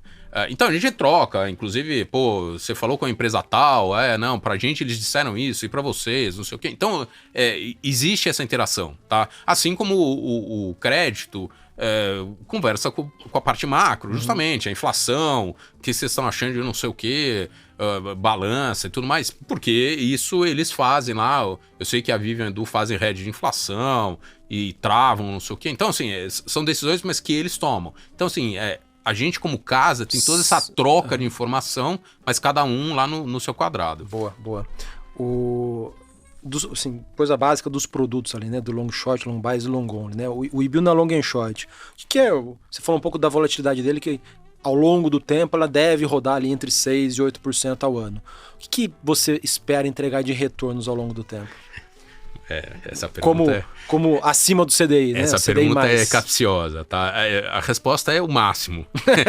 Sempre o máximo que a gente dá, tá? Assim, eu consigo te falar, nos últimos 12 meses, o long and short tá dando 13,5%, tá? Contra o CDI. Contra o CDI. 5, talvez? Acho que nem isso. Mas é muito... Perdão, 7. Mas curto prazo, né? O CDI de 12 meses está dando quase 7%. Se você olhar 60 meses, o long and short está dando 61, o CDI dá 32. Tá? Você deu aí... Então deu 30 em 5 anos, deu 6%, tudo conta de padaria, tá? Deu CDI 6%, CDI mais 6. CDI mais 5 a CDI mais 6 é algo fair? Ou mais, sim. Você busca mais? A gente busca mais. Tiveram anos complicados, sim. Tá? De novo, o ano da pandemia pra gente foi um ano ruim, tá? Então a gente procura mais, só que nos últimos 5 anos acho que é razoável se enxergar isso. Entendi. Tá? Aí, assim, quando você olha, por exemplo, o long biased, também em 60 meses, né, 5 anos, ele tá dando 96%, tá? O Ibov tá dando 77%, o IMAB tá dando 59%, tá? Então, e o CDI tá dando 32%. Então, Então, assim, a gente está sempre procurando o máximo, tá? Tem sempre aquele disclaimer, né? Rentabilidade passada, não é garantia, futura, não sei o quê, mas a gente, de novo, está focado para fazer o máximo possível. Mudando um pouco a pergunta, que nível de rentabilidade no long and short te deixaria... Você vai dormir menos preocupado? Preocupado sempre vai, mas sim, você vai dormir menos preocupado. Acima de CDI mais 5, 6, é ok. Não. Mais? Não, CDI mais 10 seria um bom ano. Ah, tá. Não. CDI mais 10 Boa. Tá? De novo, assim, esse é um bom ano. Sim. Tá? CDI mais 5 vai ser aquele ano honesto, mas não precisa estourar nenhuma champanhe. Tá? E no long bias, como que você mensura se você com o time, vocês estão entregando bons anos ruins? Então, essa pergunta é a pergunta mais capciosa, né? Porque assim... É capciosa, não, né? Não. Ela é simples. Pois é, mas é que é difícil, né? Uhum. Porque tem anos que a bolsa cai e a gente tá ganhando dinheiro, só que a gente também tá dando uma performance baixa, né? Abaixo do CDI, eventualmente. Exato. Positiva, entendeu? mas abaixo do CDI. Aí fica essa coisa de tem que olhar um pouco mais no médio prazo, mas também você não pode... assim, eu sei que, por exemplo, o ano passado foi um ano difícil para a maioria dos fundos. Sim. Tá? A gente foi bem, tá? Então, é uma discussão mais complexa. Eu não consigo te responder objetivamente. A gente está sempre tentando fazer o máximo. Assim, eu posso te falar de novo. Assim... É o tal do fundo de... Uma coisa que parece muito, muito genérica, né? Retorno absoluto. Exato. Sim, se a bolsa cair, você vai fazer de tudo para dar positivo, independente da bolsa ter caído. Exato. Então, de novo, assim, 12 meses, a gente está dando 9,20, tá? Mais 9,20. A bolsa está dando menos, o Bovespa está dando menos quase 5%. Então, assim, mas a gente está dando um pouquinho mais do que o seu DI. Entendeu? Então, assim... em 12 meses o CDI está ali perto dos 7. 7, exatamente. Tá? Então, assim, quando você olha 24 meses, a gente está dando 48%. Tá? Mais 48%. Perfeito. A bolsa está dando 44%. Tá? Então, assim, esse que é o negócio. É o retorno absoluto. Aí, quando a bolsa dá aquela pancada, a gente tenta seguir a bolsa. Lógico, autoperformar. Se a bolsa subir muito, você vai eventualmente dar um pouco menos do que a bolsa, mas quando cair, você... A ideia é essa. Você quer defender bastante. Eu quero defender bastante. Tá, e aí o último cara que faltou perguntar aqui é o Ibiúna Equities, o long only.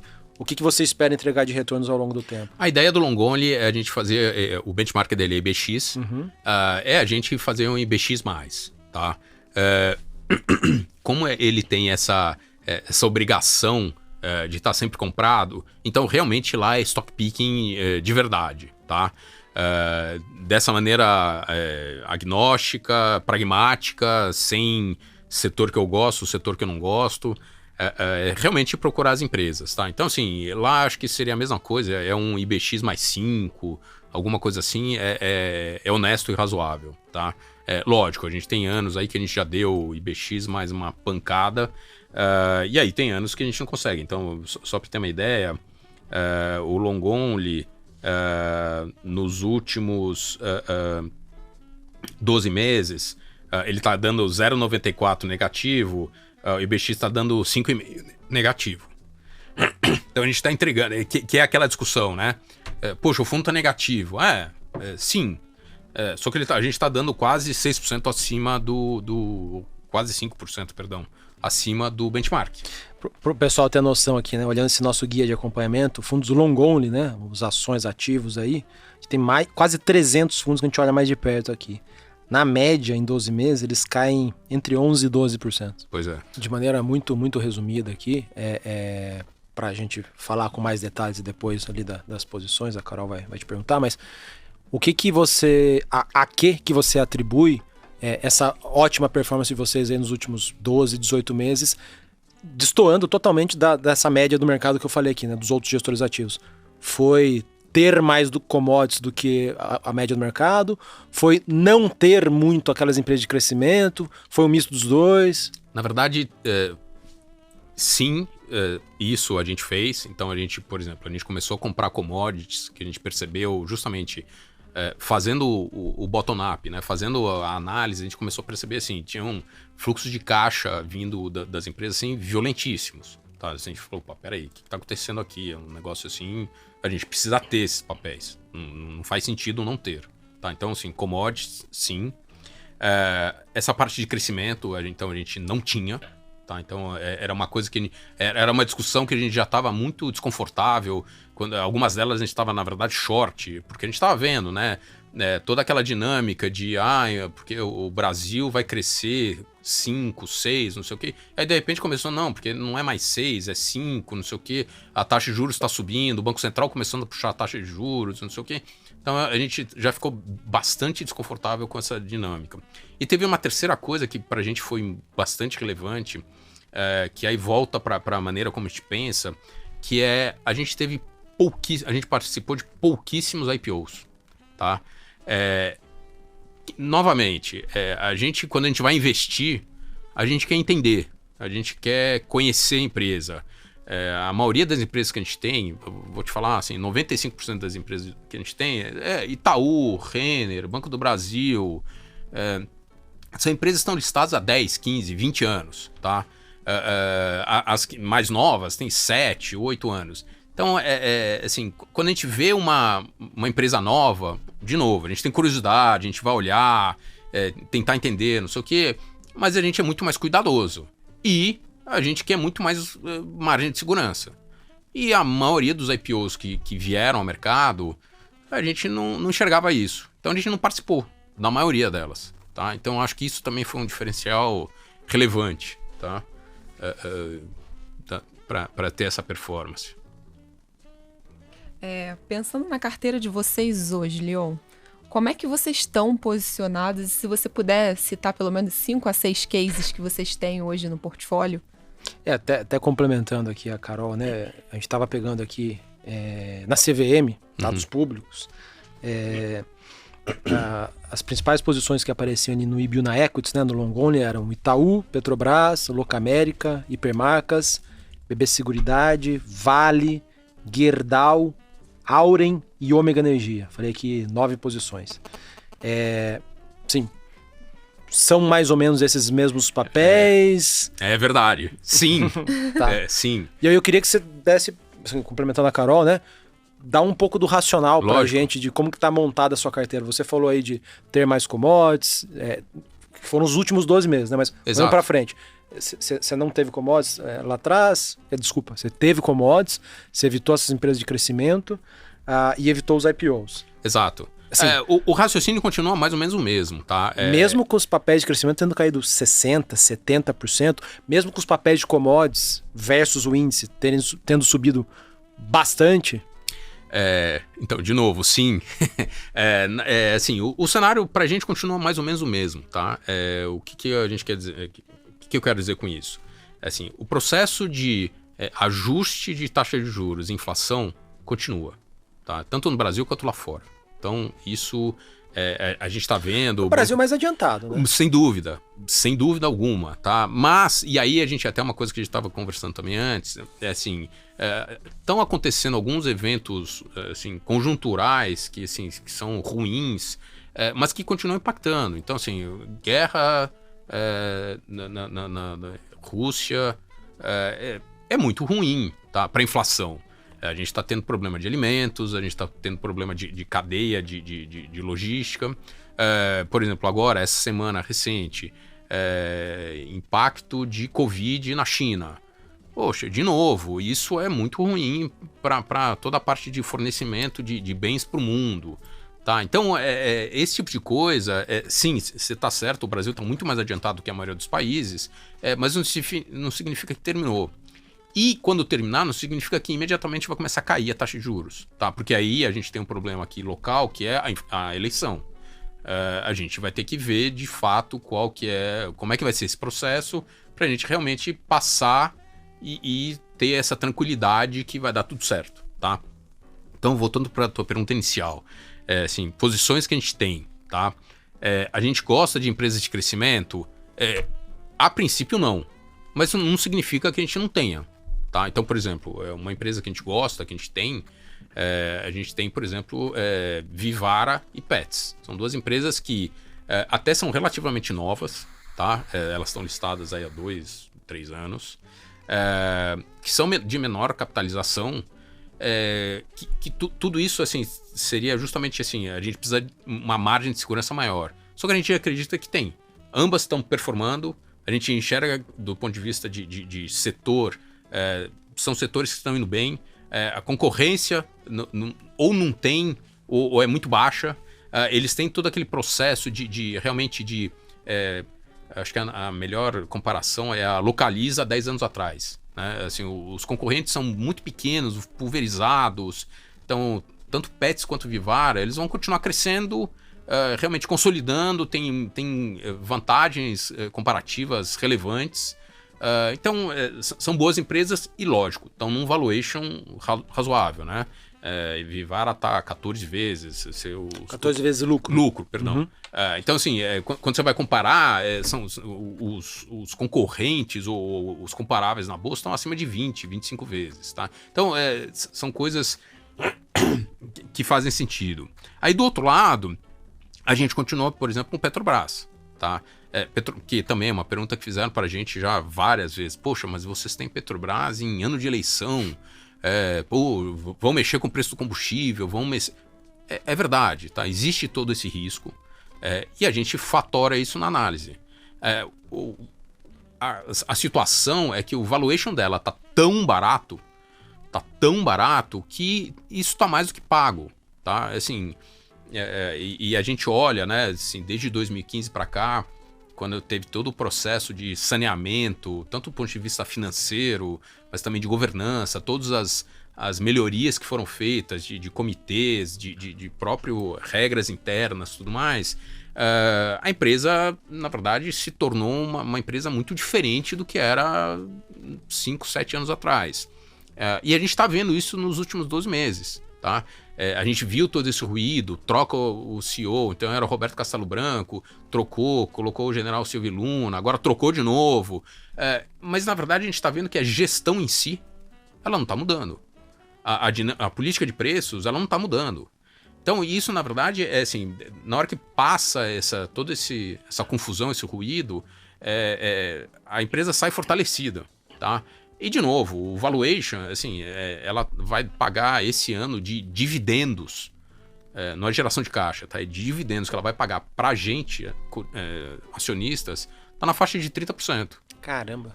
Isso já foi determinado na data passada? Não, isso é a nossa projeção, essa nossa estimativa, que vai dar 30%. Então, assim, é uma coisa assim, imagina, hoje o papel tá R$30. No final do ano, se ele ficar parado, ele vai estar a 20. E aí, entrando no novo ano, que vai continuar gerando caixa da maneira que tá? Então, é uma coisa assim que tem risco, lógico que tem. Tem incertezas, claro que tem.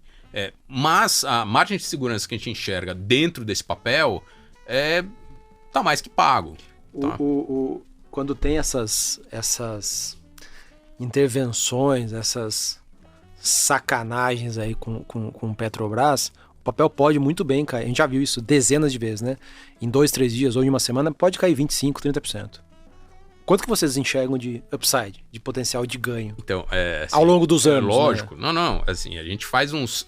Bom, primeiro que a gente faz cenários assim, extremamente agressivos, contrário, tá? É muito fácil chegar em coisas como 50% de upside. É muito fácil. Assim, se não acontecer nada, continuar essa Petrobras que está hoje, esse ruído, político falando, não sei o quê, e você simplesmente deixa o ano passar, esse papel vai subir 50%, 60%. Tá? Na verdade, assim, para a gente enxergar downside, o novo presidente vai ter que, assim, realmente destruir a empresa.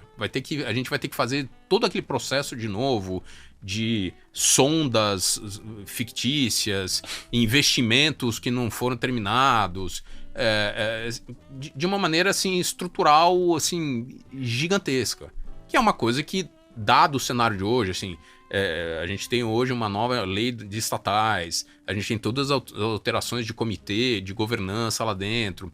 Não é um processo que parece ser razoável. De novo, pode ser que aconteça? Pode. a gente viu Venezuela passando por um processo. Mas primeiro que é um processo que demora anos, e 2, é um processo muito agudo. Que, na verdade, se vai acontecer, o resto dos ativos do Brasil não estão precificados. Então, é essa discrepância que a gente enxerga, tá? Então, é por isso que é um ativo que a gente gosta, tá? E tem outros, né? Assim, você mencionou... Itaú é a principal hoje? Itaú é uma grande posição, tá? E na nossa visão de que, justamente, nesse mundo de taxa de juros mais alta, de uma inadimplência que chama a atenção pra gente, tá? O banco tem operado bastante bem, com nível de rentabilidade bastante razoável, tá? Então, é um banco que está bem posicionado, fez investimentos interessantes em pessoas, capacidade e tudo mais, e que está entregando. Tá? XP. Então, XP. Foi o melhor investimento da história deles, não foi? Talvez tenha sido... Eu não consigo te falar... De cabeça. Assim, absolutamente, mas com certeza acho que um dos top 5 foi. Tá? Então, sim, tá?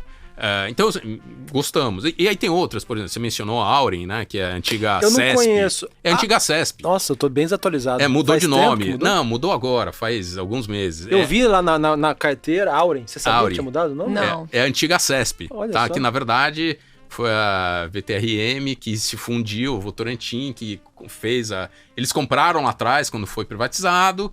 E aí agora eles fizeram de fato a fusão, então juntou os ativos não listados com a CESP listada, eles trocaram de nome, virou a Auren. Então, assim, é uma empresa de ativos muito bons, é uma equipe absolutamente assim, extraordinária, bem feita, e eles estão numa posição extraordinária, assim, muito boa. Assim, a gente enxerga a TIR, quando a TIR real passa de 10...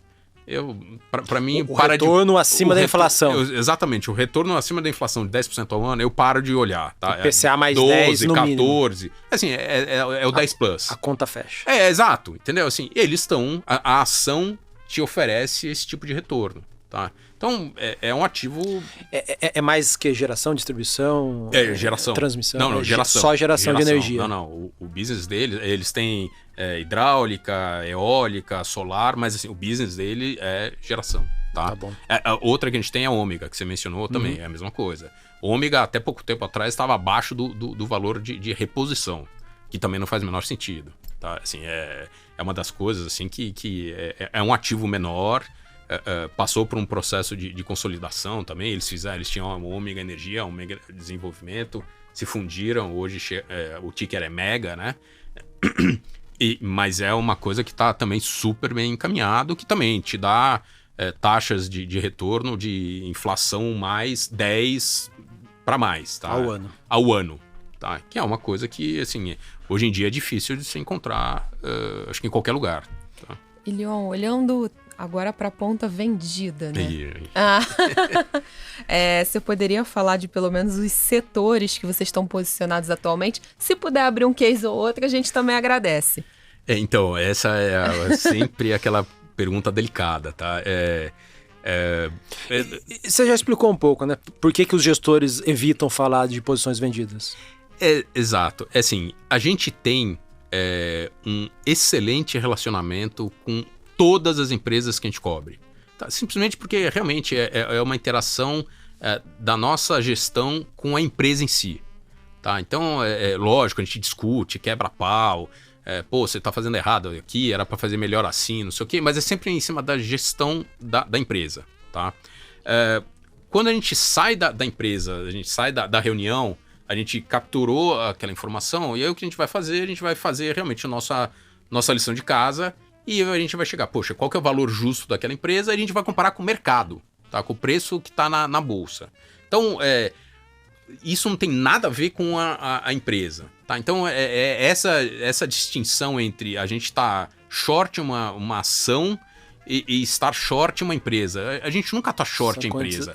São coisas completamente distintas, tá? Você pode, eventualmente, ficar short na empresa. A gente pode, mas assim, aconteceram assim, pouquíssimas vezes. PDG foi um exemplo. PDG foi um exemplo. A média é short na precificação. A gente tá short na precificação. Então, assim, hoje, setores que a gente tá short, puxa, eu vou te falar assim, a gente tá quase todos. Porque a gente tem em quase todos os setores. Ah, perfeito. Entendeu? Assim, não, porque você tá fazendo o casamento ali com a ponta longa. Entendeu? Assim, mas setores que a gente tá... por exemplo, setor que você... Então, mudando um pouco, adaptando a pergunta. Que setor que você acha que é pior aí então, de todos? Vamos lá. Setores que a gente acha, assim, mais desafiador, tá? Então, que também é a expressão que muita gente gosta de usar, né?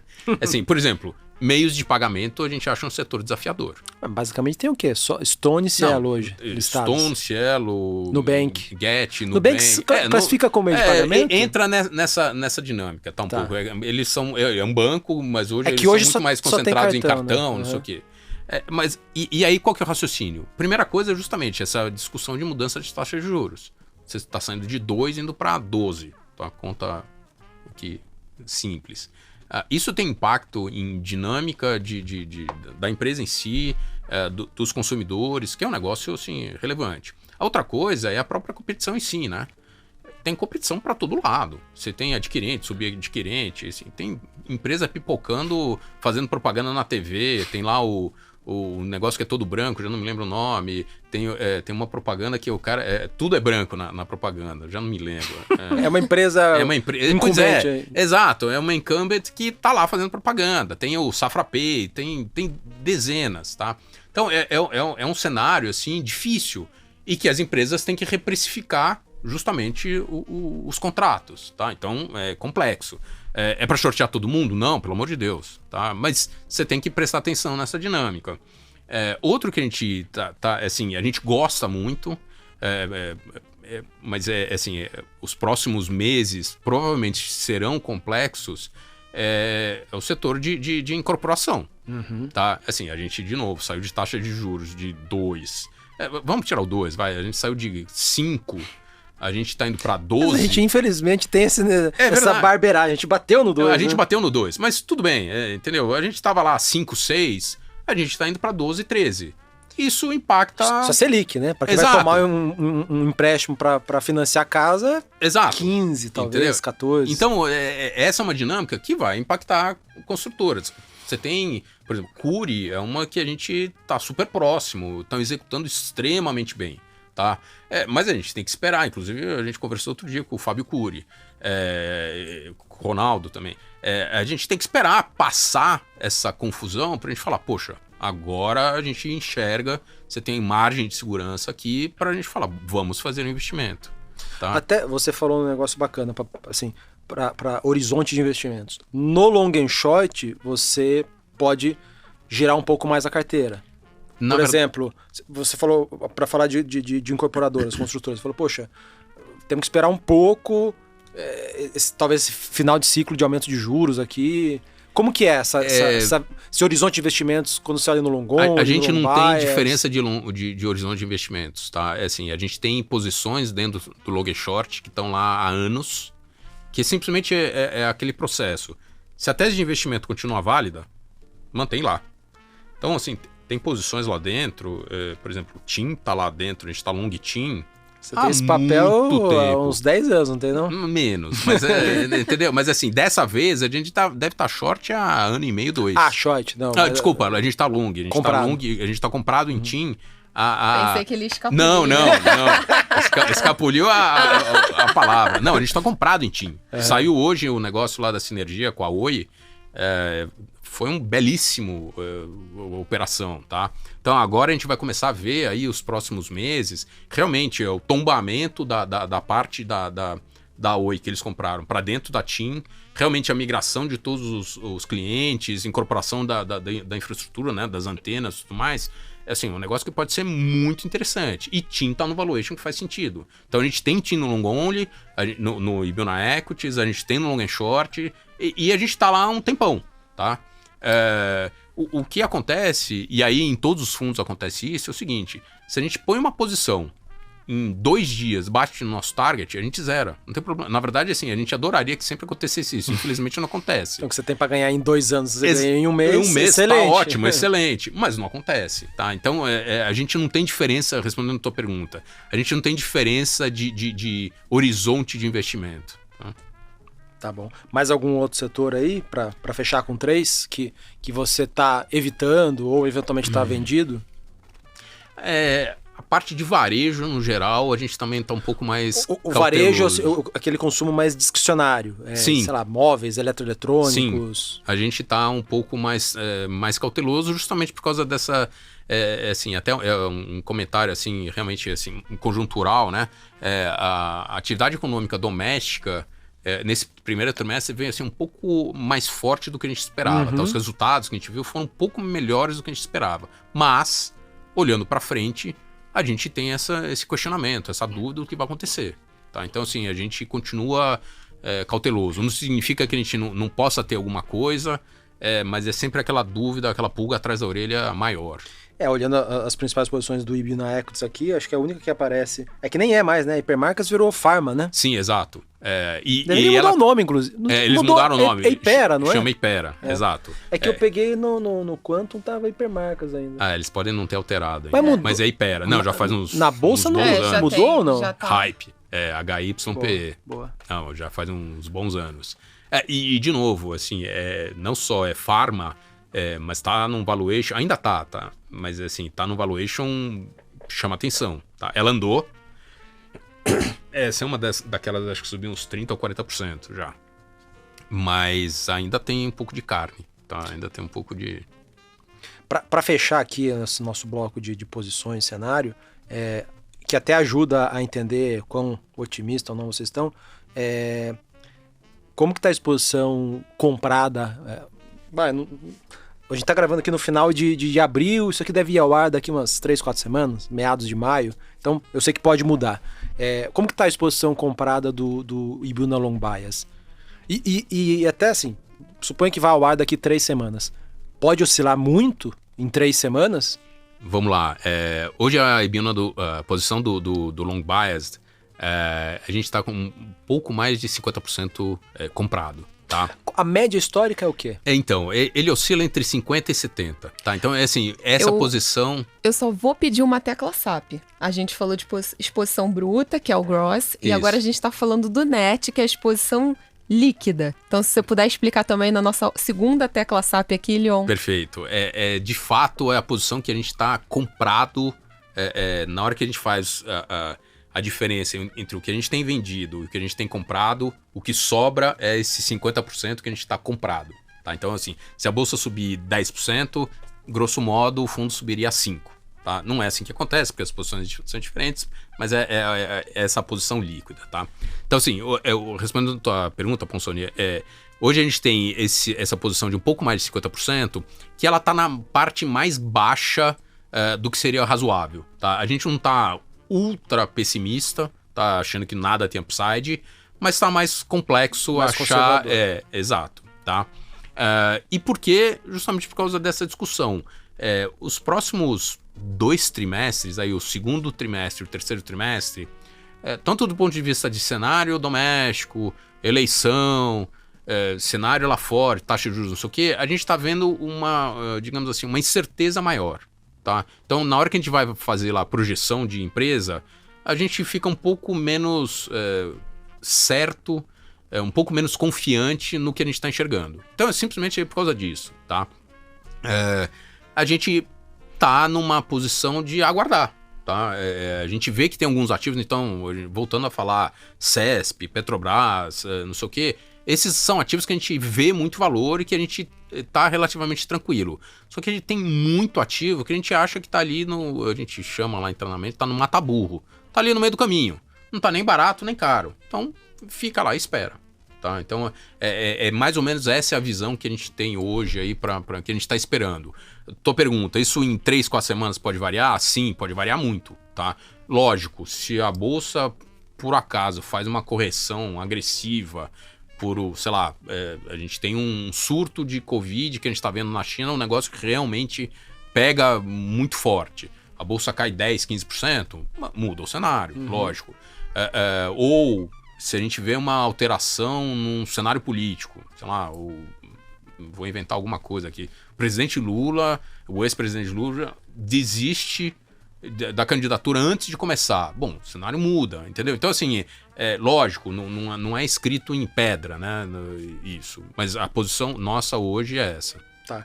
E no long only, no Ibuna Equities, Quanto vocês estão comprados hoje? A gente é obrigado a estar em pelo menos 90, a gente está com 95. Na verdade, então é 95 e alguma coisa, tá? Ele é sempre o cara comprado, sim, tá? Sim. É que você poderia estar ali na ponta de baixo do 90%. A gente não faz gestão de caixa nesse fundo. Não, o 90%, nem o 67%. Não, é que o 90% a gente deixa de folga, é só para realmente, puxa, estamos vendendo aqui... Tá trocando posição A, posição B, aqui deu uma fugida, a gente não conseguiu comprar ainda, então tá bom. Então a gente tem essa margem. Mas ele é sempre um cara investido. Tá.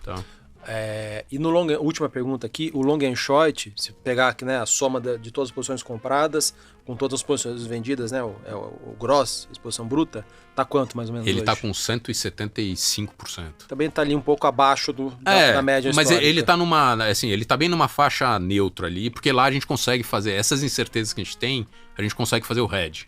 Tá. Então lá pra gente, se a gente estivesse num cenário Covid, eu não sei o que vai acontecer com o mundo, a gente estaria em 140, 130, a gente chegou até a bater abaixo de 100, tá? Então, lá como a gente consegue tirar essas incertezas, ele tá num mundo numa situação mais normal. A exposição líquida do long and short ao longo do tempo, ela pode escapar, tipo, 2% comprado, 2% vendido? Pode porque, não, assim, justamente, você tá falando de 170 com 5. É irrisório. E assim, a gente tá, de vez em quando é mais 3, de vez em quando é menos 2. Realmente é um resíduo, tá? Na verdade puxa, ganhamos dinheiro aqui. Então, sei lá, a gente tava... Você não quis vender a posição, ela na cresceu. verdade, a gente tá vendendo, mas não deu tempo de vender, entendeu? É um ajuste mais técnico. É um ajuste muito mais marginal do que, de fato, estamos comprados. Se a gente pegasse, assim, analisar a exposição líquida, né, do IBIO na long and short, seja comprada, seja vendida, assim, se pegasse o máximo que ela estaria num determinado momento, o que seria? 5%? Acho que bate 7%. Pode chegar a 10%? Em momentos específicos? Pode, mas não é razoável, não é esperado, tá? Assim como menos 10%. Tá? De novo, é interessante essa simetria para cima e para baixo, tá? E aí até uma coisa que você tinha me perguntado no começo, não lembro quem que perguntou, mas é assim, normalmente a gente faz em financeiro, e isso que a gente está conversando é a posição financeira. Mas algumas vezes tem algumas situações que a gente quer sempre minimizar o risco de mercado. E para fazer isso não significa estar financeiro Só casado. olhar o tal do beta. Exato. Não, mais do que isso. Então, por exemplo, vou dar uma vez que, por exemplo, a gente queria comprar o dividendo de Eletrobras. Então, o que a gente tinha que fazer? A gente tinha que comprar uma Elet 6, que é a PNB, e a gente tinha a preferencial B, e a gente tinha que vender uma ordinária, que é a Elet 3. Só que na hora que a gente fazia isso, a gente acabava comprado. Por quê? Porque era o resíduo da diferença das duas. Mas era exatamente isso que a gente queria. A gente queria estar comprado em uma ação da meia e vendido em uma ação da 3. Então, na hora que você olhava a posição, tinha uma posição net long. Na verdade, não era. Era exatamente o que a gente queria fazer porque a gente estava comprando dividendo. Pra você ganhar o dividendo precisava ser desse exatamente. jeito. Tá? Então, assim, tem horas que na mesma posição, a gente vai lá, compra 50 milhões da meia, da PNB, e vende 50 milhões. E aí a gente está casado, só que a quantidade de ações é diferente. Então, o que acontece, e aí a gente faz toda essa análise, especialmente o pessoal do comercial, se você olha o histórico do fundo, o beta dele é 0. Tá? É traço. A gente não tem exposição ao risco de mercado. Boa. Tá? Passando agora para o nosso último bloco de encerramento, Liol, vamos fazer a primeira pergunta. Se você está lendo algum livro nesse momento, e se sim, se você queria indicar ele para gente. Li. Na verdade, eu tenho 2 livros. Um eu li antes desse último que eu acabei também de ler. Terminei de ler no final de semana. Esse que eu estou terminando de ler no final de semana é um não relacionado, tá? Do Isaac Asimov. Que na verdade, são 3 volumes. Foundation, são os 3 dele. Império e Fundação, e segundo a Fundação. Tá?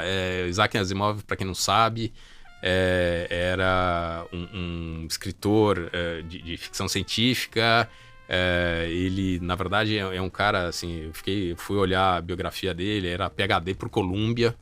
Assim, realmente é um cara extremamente inteligente e entrou nesse negócio de escrever ficção científica. Por exemplo, ele escreveu aquele filme que o Will Smith fez, que é Eu, Robô. Tem vários que são muito interessantes, tá? A Carol achou aqui a Trilogia da Fundação. Trilogia da Fundação. Trilogia da Fundação, exatamente. Boa. Recomendo. Para quem gosta, é um belo programa. Tá? Olha, vou até fazer um parêntese aqui. Tem uma série que parece que replicou essa trilogia no Apple TV. Então, quem não quiser ler, pode assistir. Exato. Só que, infelizmente, é só do primeiro volume, é da Fundação, tá? Foundation, tá? Boa. O outro livro, que aí é mais ligado, que tem me interessado bastante, chama Why Nations Fail. Inclusive, acho que nos dias de hoje do Brasil, entender essa dinâmica, por que o Brasil tem tanta dificuldade em realmente se desenvolver e deslanchar, esse é um livro que ajuda bastante, tá?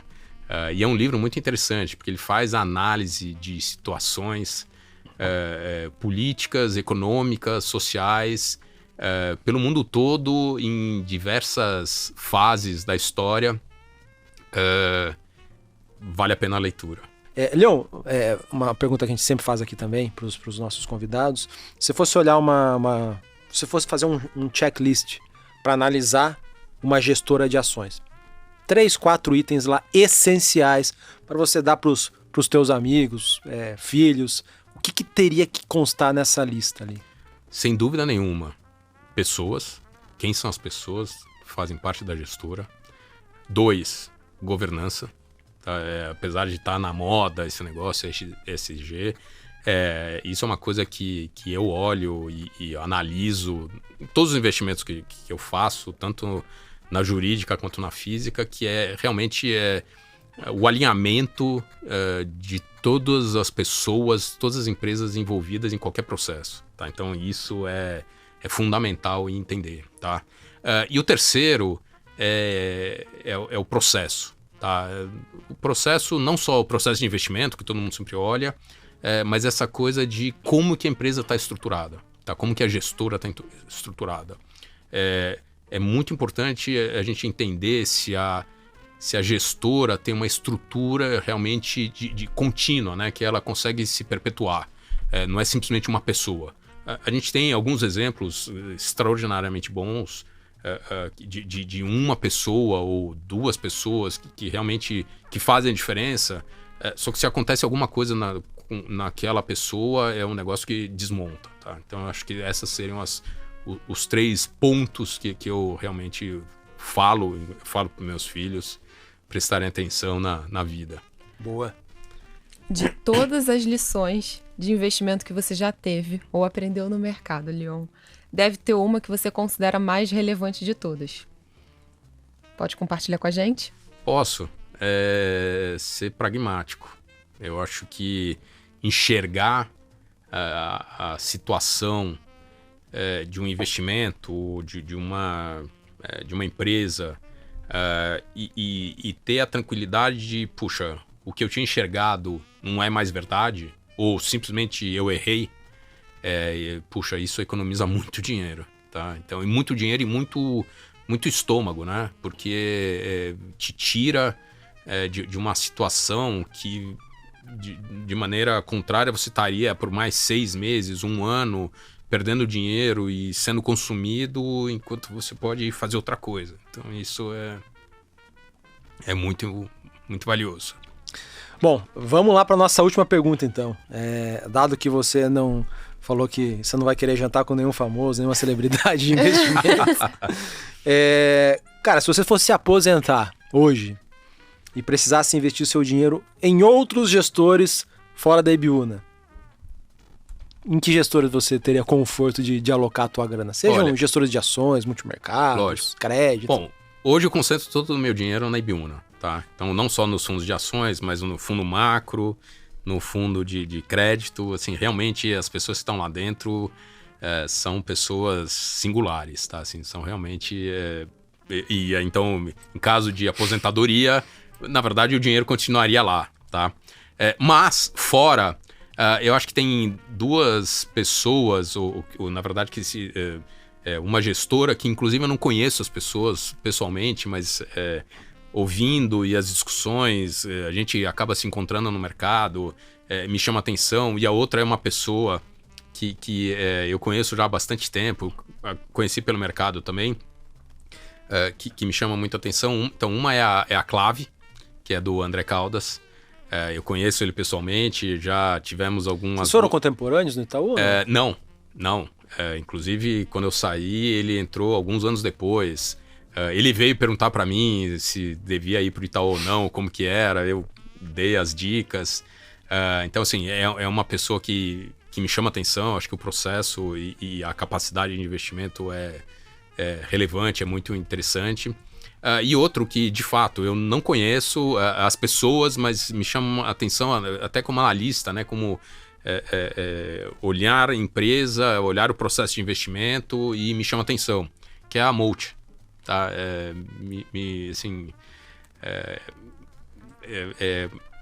Me atrai. Nosso episódio com eles foi ótimo. Tivemos um bate-papo aqui com a Aranha e com o Cássio, que são politécnicos também. Mas eles são mais novos que eu. São mais novos. Então, eu conheço o Aranha... Vamos ajeitar esse almoço aí. Eu conheço o Aranha, mas assim, eu nunca trabalhei com ele. Eu já discuti com eles algumas teses de investimento, mas justamente, assim, falar que eu conheço ele profundamente, não conheço. Tá? Mas o processo deles, a temática, a maneira como eles organizam... eu, como analista de empresas, eu gosto. Boa. Excelente. Leon, muito obrigado pelo papo. Poxa, papo mais longo do que o usual aqui, mas, poxa, uma conversa legal, ajudou a gente a entender um pouquinho mais algumas questões específicas dos long and short, que estão aí diminuindo bastante, né, nos últimos anos, e o de vocês tá bem, não só em termos de tamanho, quase 2 bi ali, né? Exato. E mais em termos de performance também, que é o que mais importa. Então, obrigado aí pelo seu bate-papo, pelos ensinamentos e compartilhar a sua experiência com a gente. Eu que agradeço, é um prazer. Sempre que vocês precisarem, a gente e a Ibiúna toda está à disposição.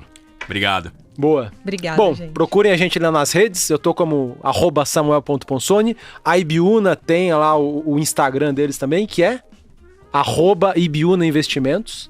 Carol? Tô como RSO_Carolina. É isso, pessoal. Valeu. Tchau, gente.